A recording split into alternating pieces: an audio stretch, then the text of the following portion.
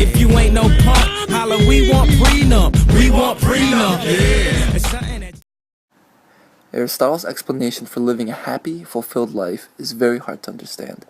To put into perspective, we will analyze Aristotle's views based on Kim Kardashian's life. But first, let's take a brief look at what Aristotle said about our happiness. The basis for Aristotle's human happiness is eudaimonia, which is Greek for happiness. It is important to remember here that for Aristotle, happiness is not a state, rather it is an activity. He also claims that happiness is the highest good. What does that mean? There are two accounts of happiness Aristotle uses to explain, formal and substantive. The first account is the formal account. It explains that while most activities, such as honor or pleasure, aim at some end or purpose, happiness is the one thing that is pursued for its own sake. Therefore, happiness is the complete and highest good. For Aristotle, happiness is complete. It is always choice-worthy and chosen for itself. The second account is the substantive account. It gives the function argument, which states the following premises. Number 1, the characteristic activity of humans is rational activity of the soul. And number 2, the good for some kind X is to perform the characteristic activity of that kind well and in accordance with this virtue. Therefore, the good for humans is rational activity of the soul in accordance with its virtue, with virtue being defined by doing something excellently by the standards of that activity. Let's apply Aristotle's theories to a real-life human being. Aristotle describes the three paths: the life of pleasure, materialism, or philosophy, which means living a life of study.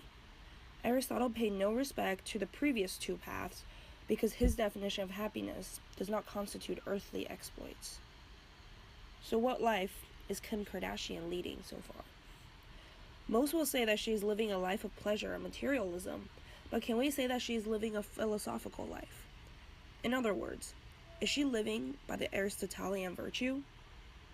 Remember, living a happy life and living a virtuous life is synonymous for Aristotle. Virtue, in the Aristotelian sense, is intellectual contemplation, the final form of humans' unique rational ability.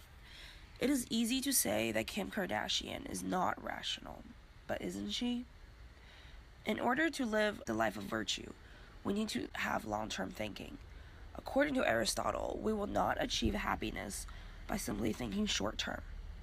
Kim Kardashian has made a life for herself without having to attend college, but yet she has earned $28 million last year and was one of the Time's most influential person in 2014. Her virtual reality game on iPhone and Android generates hundreds of millions of dollars every month on top of the millions she earns from endorsements. And here's the thing, all of this came from a sex tape. This is a perfect example of long-term calculation.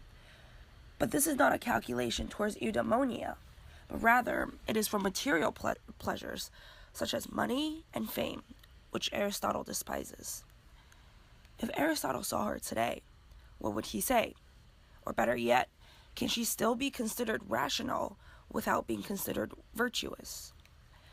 Kim Kardashian is perfectly rational, perhaps scarily so. But then again, her rationality is not directed towards achieving Aristotle's definition of happiness. For Aristotle, virtue is a goal to be constantly striving towards throughout our lives. It is important to remember that happiness is often misconceived as a state. We think of happiness as hanging out with friends or getting a good grade, but that is not what Aristotle meant by his definition of happiness. The happiness we think we experience every day is simply sensations of pleasure. True happiness cannot be obtained or lost within our everyday lives.